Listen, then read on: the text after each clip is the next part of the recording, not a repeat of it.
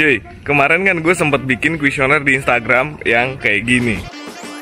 Dan ternyata banyak cuy yang ngerespon. Di video kali ini gue bakal jawab dan menanggapi isi dari tanggapan teman-teman semua.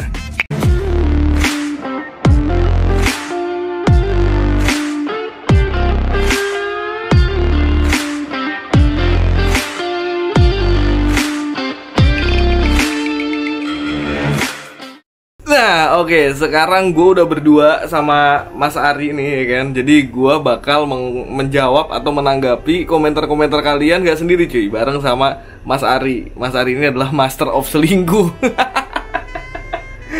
Langsung bengong dia. Oke, mungkin langsung aja kita tanggapi. Ini ada komentar dari Rumah Gosok Laundry. Dia berkomentar, mapan dulu bang, karena wanita suka duit. Ini menarik sih kalau menurut gua. Kalau bicara soal duit ya Mas Ari ya, yang suka duit tuh gak cuma wanita, bener gak? Ya semua orang juga suka duit. Biaya nikah Oh iya, resepsi dan lain sebagainya. Gak usah lah, sebagainya. gak usah yang mewah. KUA butuh duit. Iya. Benar. Ini benar, ini gue setuju. Cuman jangan mengenderkan. Iya, wanita suka duit. Kalau misalnya emang cewek suka duit, cowok juga suka duit.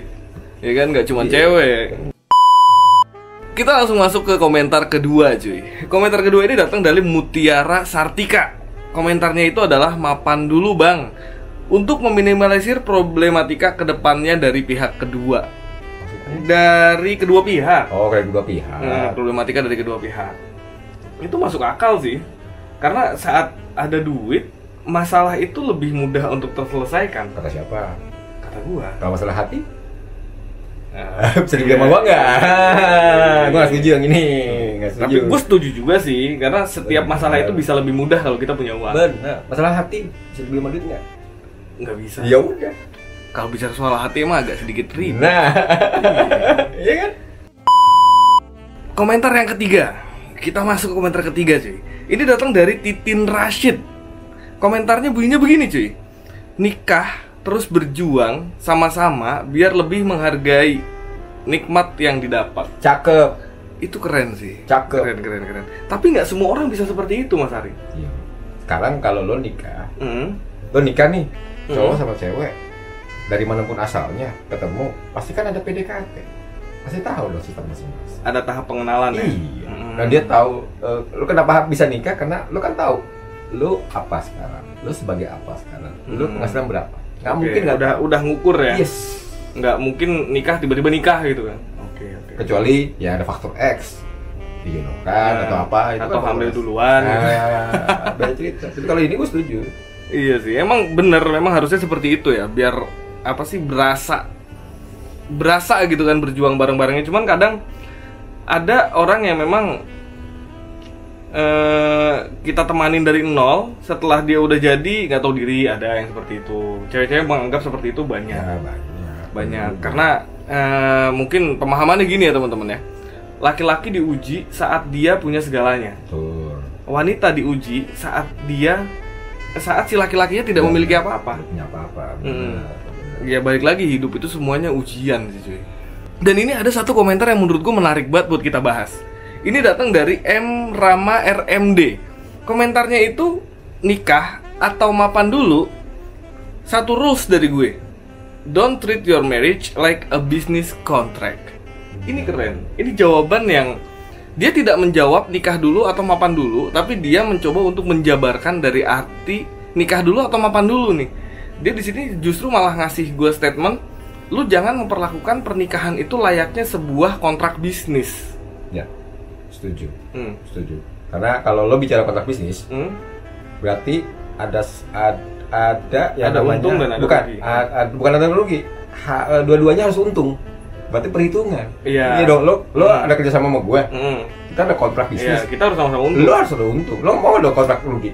Nggak ada kan? Tapi kan gini, kalau bicara soal hubungan ya, dalam hubungan dua orang itu bukannya harus saling menguntungkan.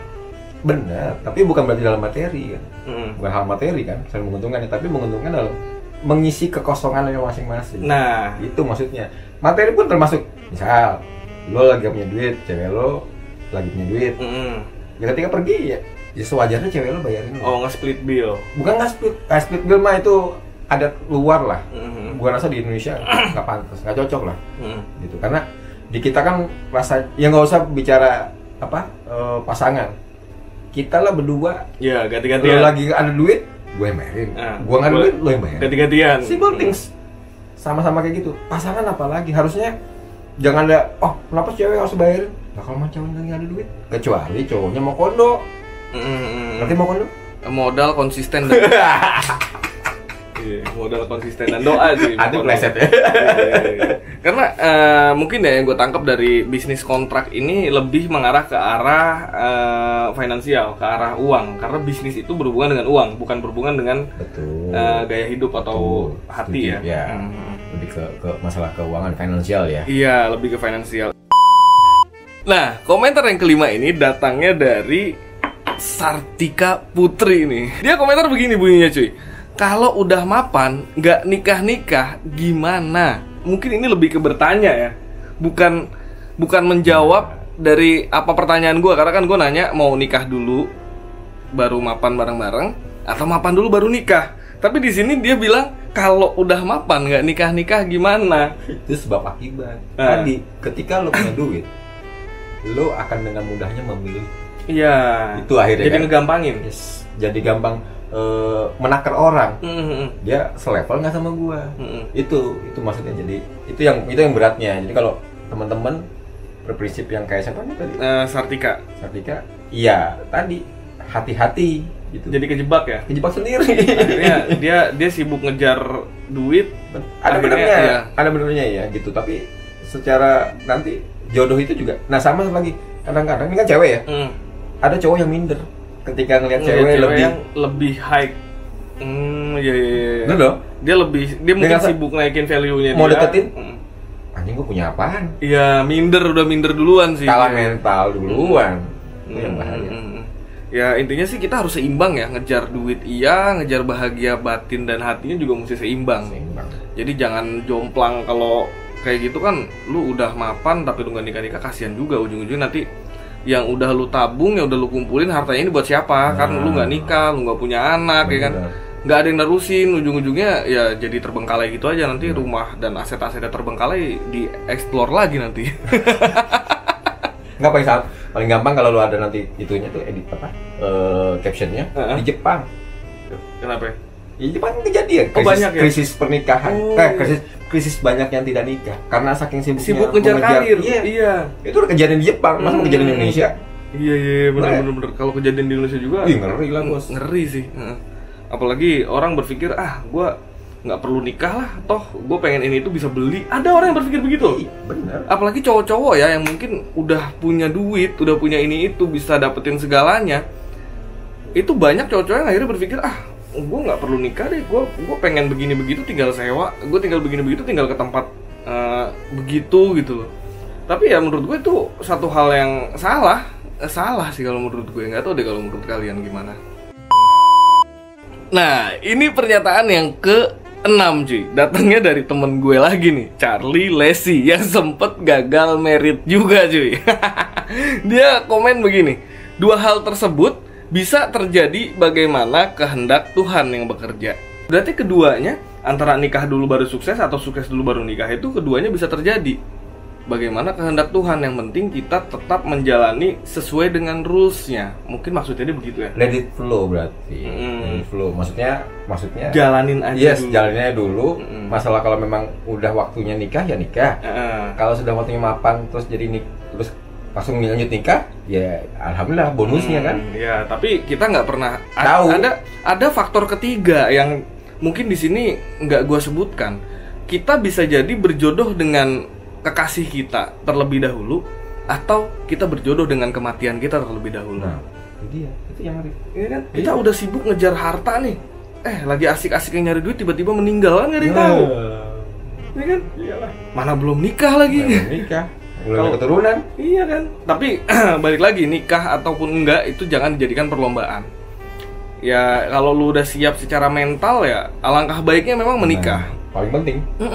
Karena menurut gua gini, memang betul kita harus mapan dulu baru nikah. Tapi mapannya itu dalam artian bukan mapan secara finansial doang, tapi kita harus mapan secara mental, betul nggak? Setuju. Karena lu mau mapan secara finansial sebagaimanapun itu, kalau mental lu belum siap untuk menikah, lu belum bisa menakar mana hak dan kewajibannya, mana yang menjadi tugas seorang suami dan apa yang menjadi tugas seorang istri, apa yang menjadi hak seorang suami dan apa yang menjadi hak seorang istri. Lu belum paham soal itu, lu mau punya duit triliunan juga bakal bubar nikahnya. Karena banyak contohnya, banyak banget, apalagi di negara kita tercinta ini, orang-orang yang udah punya duit tapi tetap rumah tangganya goyang dan mereka tidak merasakan kebahagiaan secara batin. Dan banyak juga kita lihat orang-orang yang mungkin hidupnya sederhana ya, dengan rumah yang tidak besar, tapi mereka bisa mengaplikasikan hubungan cinta yang luar biasa. Itu karena apa? Karena kesadaran kalau menurut gue. Nggak, karena tujuan hidup juga akhirnya. Tujuan hidup lo tuh mau apa sih?